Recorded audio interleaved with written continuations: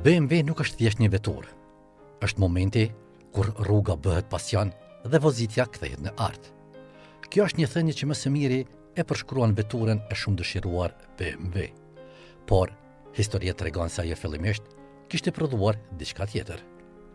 Qyteti i Munihut në fillim të shekullit të 20.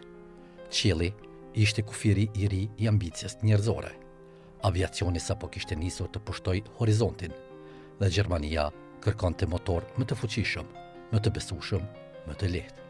Në vitin 1916, dy kompani të vogla bashkohen dhe forcohen në atë që quhet më vonë BMW, Bayerische Motorenwerke.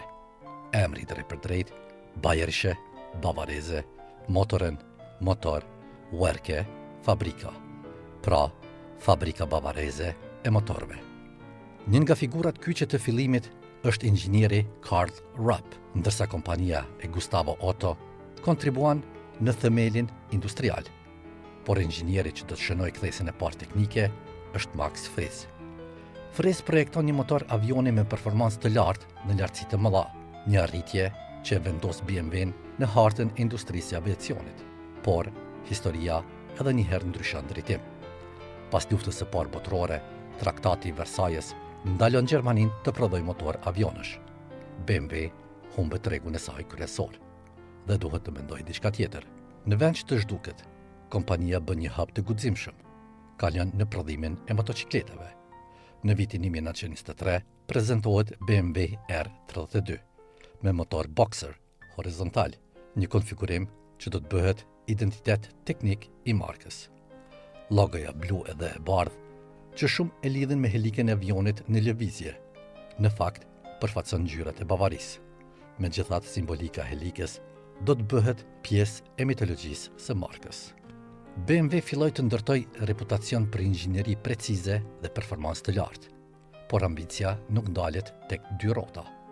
Në vitin 1928, BMW blen një fabrikë automjetesh dhe nis prodhimin e makinave të para. Modeli BMW 303 prezentohet me një element dizajni që do të bëhet legjendar. Grillat dyfisht në formë veshkash, kidney grill. Më pas vjen BMW 328 në vitin 1936, një makinë sportive që fiton gara në të gjithë Evropën dhe vendos reputacionin e BMW-s si prodhues i makinave dinamike. Por lufta e dytë botërore e kthen sërish kompaninë drejt prodhimit ushtarak.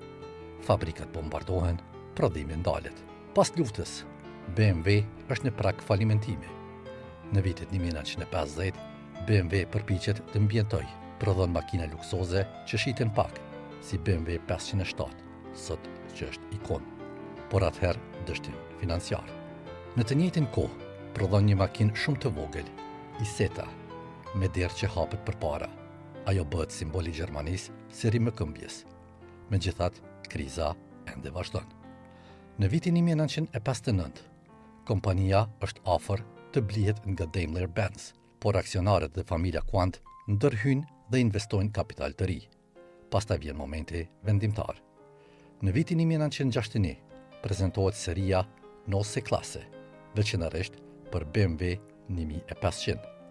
Këto sedane sportive me fokus tek drejtimi dinamik shpëtojnë kompaninë. BMW gjen identitetin e saj modern, performancë, balancë dhe kënaqësi në drejtim. Në vitin 1970, BMW strukturon gamën e saj me sistemin e serive, seria 3 sportive kompakte, seria 5 biznes, seria 7 luks. Kjo arkitekturë bëhet themeli i markës. Në vitin 1978 prezantohet BMW M1 dhe krijohet divizioni BMW M, i fokusuar në performancë ekstreme. Slogani The Ultimate Driving Machine lind në Shtetet e Bashkuara të Amerikës dhe përkufizon filozofinë e kompanisë. Makina që komunikon me shoferin, që balancohet perfekt, që ofron kënaqësi të pastër drejtimi. BMW nuk shet vetëm makina, shet përvojë. BMW zgjerohet globalisht, hap fabrika në Shtetet e Bashkuara të Amerikës dhe në Azi. SUV-i i parë seria X prezantohet duke hapur një kapitull të ri tregtar. BMW bëhet një nga prodhuesit premium më të fuqishëm në botë. Në dekadën e fundit, industria automobilistike ndryshon rrënjësisht.